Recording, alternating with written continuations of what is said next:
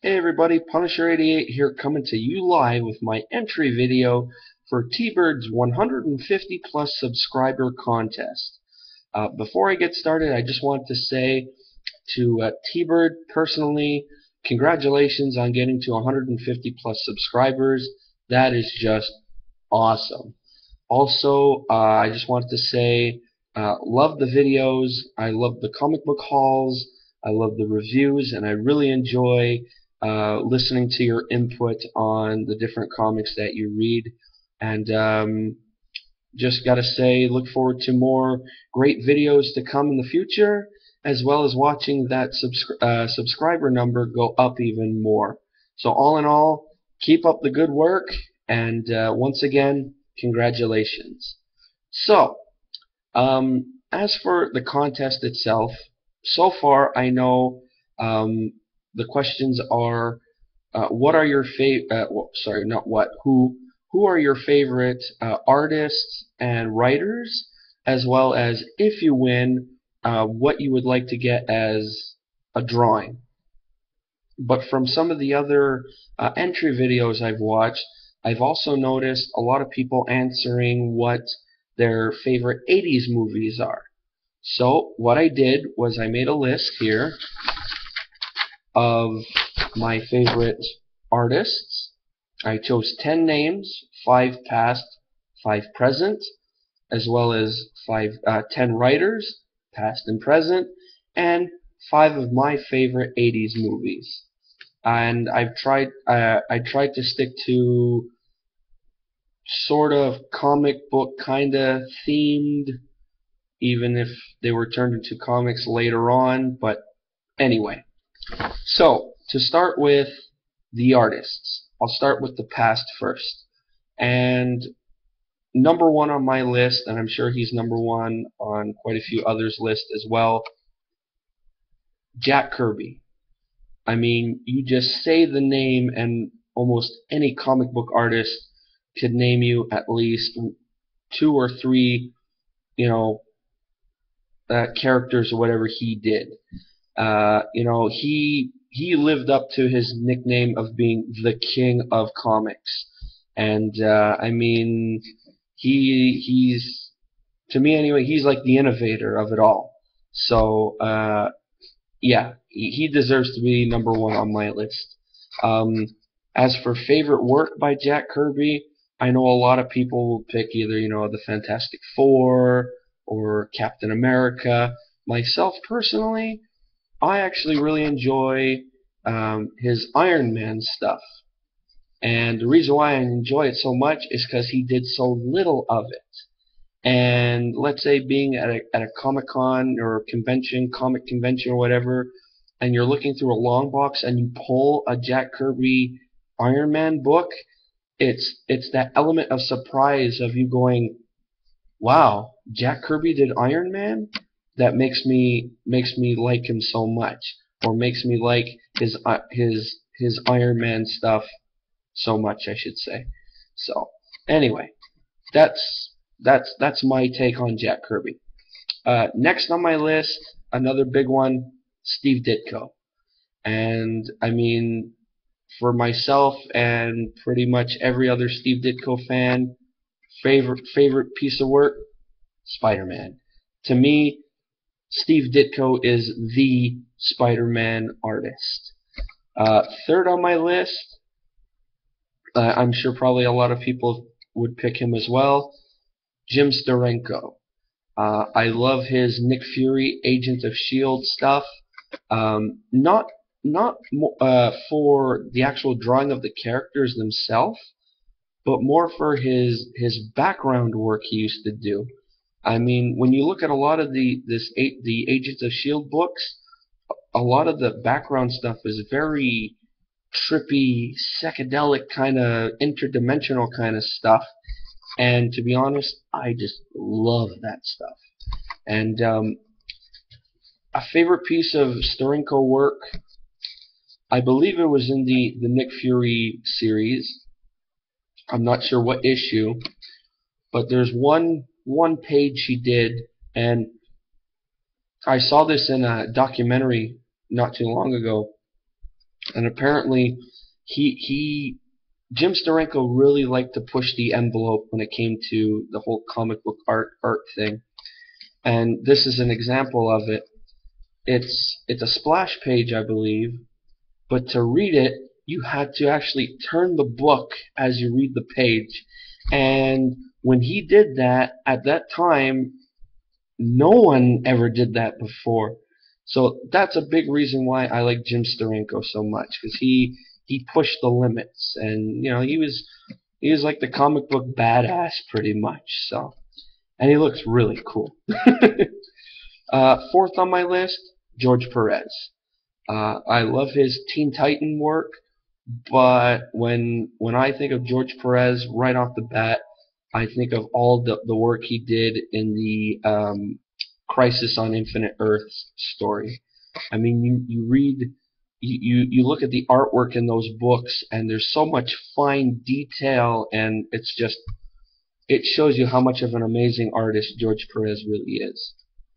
And the fifth name on my list, some people might put him higher than others. Don't get me wrong, he's an amazing artist, and that's Neal Adams. I know he's a favorite of yours, T, and he's a favorite of mine as well. I mean, my favorite DC comic book cover is a Neal Adams cover. For those of you who are wondering what book it is, it's Batman issue 251. His Batman work is phenomenal. I love his Green Lantern, Green Arrow stuff. His is it Spectre? I don't know if it was Spectre or Deadman. It's one of those characters I know Neal Adams did, as well as I like his X-Men stuff as well. Not many people really mention Neal Adams' X-Men stuff, but I like it all. So those are my 5 past artists.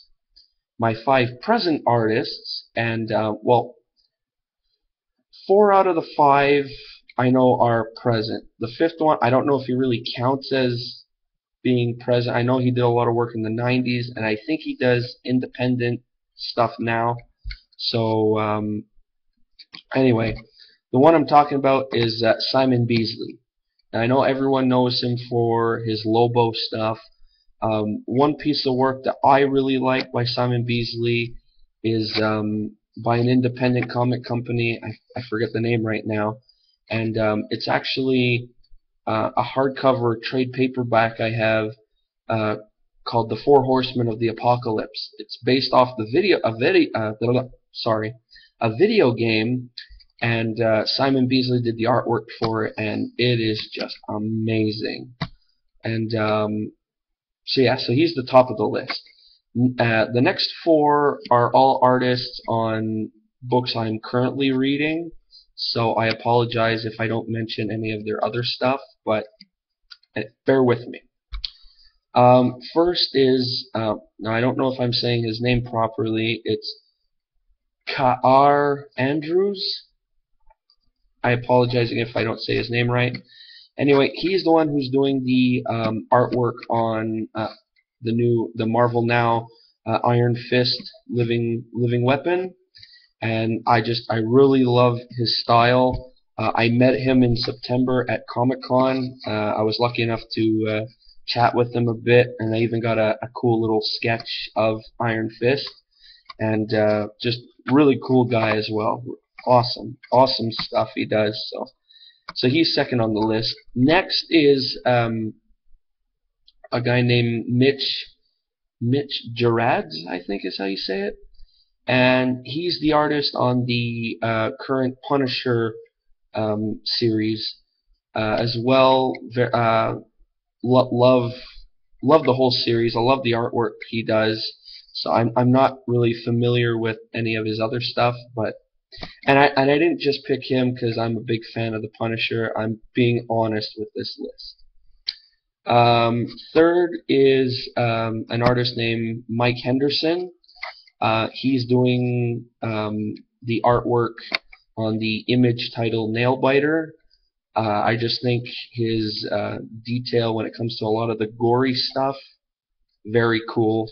Not too unnerving, but just he gets his point across when it's like he draws something to the point where, you know, he wants to gross you out, he'll gross you out.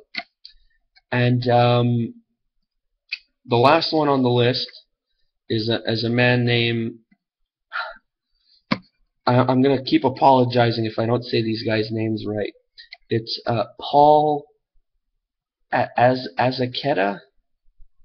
I think that's how you say it. I don't know. Anyway, he's the artist on the image title Outcast, and also I like how he does a lot of his scenes where if the mood is supposed to be very, you know, solemn or whatever, he'll make the whole scene with like a lot of dark color and everything. And I really love when an artist does that. You know, when the panel represents what mood you should be feeling when you're reading it. I like when artists do that, and I find he does that really well. So those are my 10 artists, and I know there's a whole bunch of other great ones out there, both past and present. And I apologize if I didn't mention anyone, but those are the ones who came to the top of my head. As for writers, I'll start with the past first.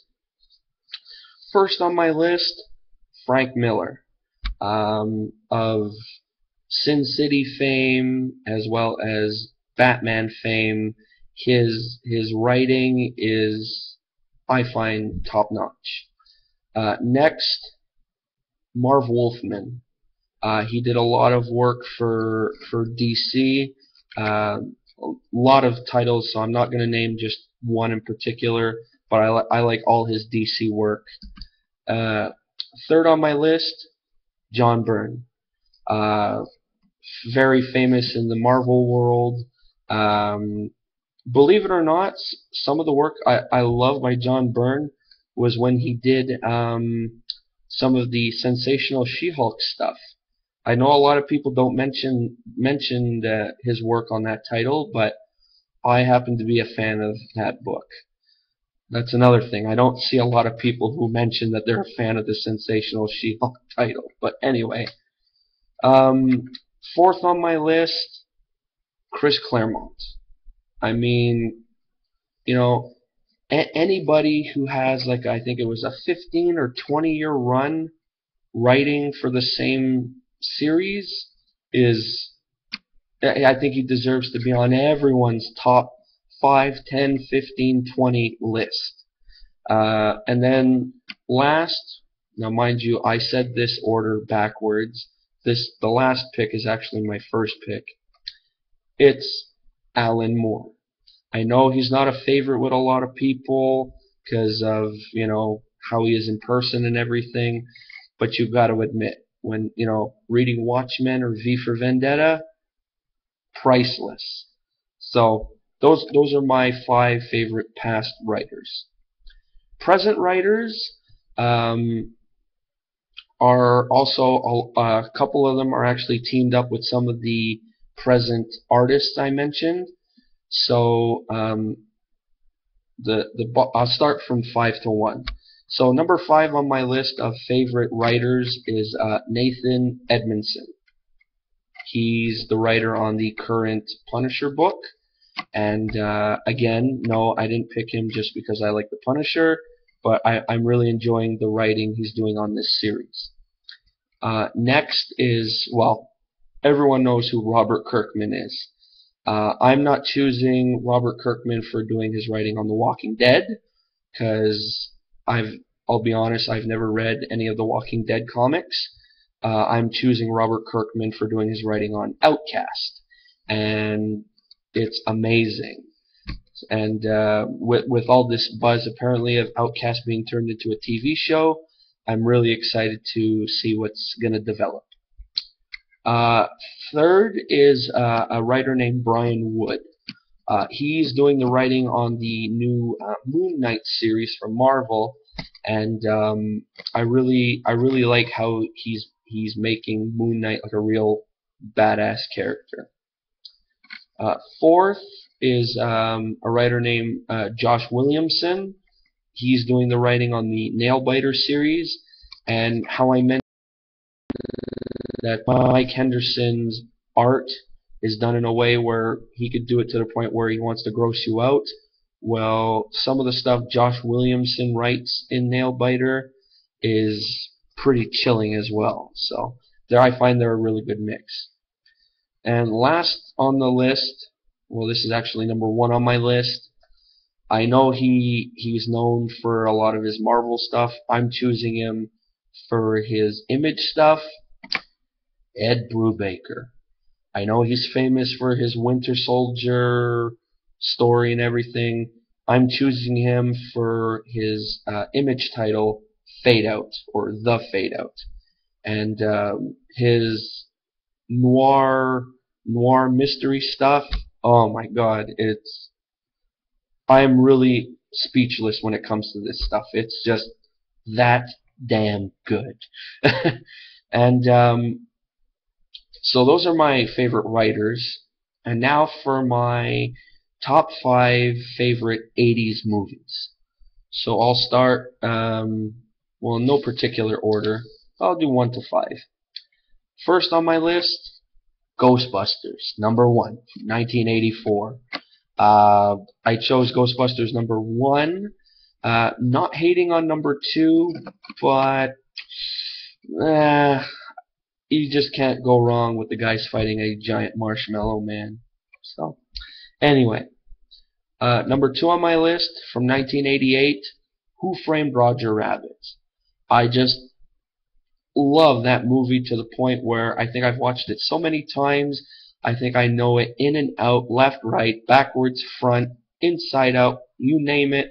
I think I know it line by line. It's just one of those movies I've watched so much where it's like I never get tired of it. Number 3, also from 1988, Beetlejuice. Another movie where I think I could watch it over and over and over again, not get tired of it, and I probably can recite it line for line. Number 4, from 1989, Batman. I gotta have at least one real comic book movie on this list. I know I saw a lot of people were choosing the movie Labyrinth. I'll be honest, I've never watched Labyrinth. Sorry to the fans out there. But for me, my comic book movie is Batman. It's one of my favorite movies from the 80s, so it had to go on this list. And number 5, from 1985, come on, Back to the Future. How can you not have that on a favorite 80s movie list? You know, you got a bitchin' DeLorean car that's a time machine that runs on plutonium. I mean, mind blown right there. So, anyway, that's my top 5 list of 80s movies, writers, and artists. I really hope, I'll be honest, I hope I win, but if not, this was a really fun video to make. I've never really done a subscriber contest entry before, so this is my first one. So again, everyone who watches this, bear with me on this. And yeah, that's about it. Also, what I did want to say is, to anyone out there who has not checked out T-Bird's channel yet, I strongly suggest you do. She has a lot of great content, and what I'll do is I'll post in the description below a link to her channel. So, with that being said, this is the conclusion to my entry. I hope, again, that I win. If not, well, it was fun doing this. So again, to you, T, keep up the good work, and yeah, cheers.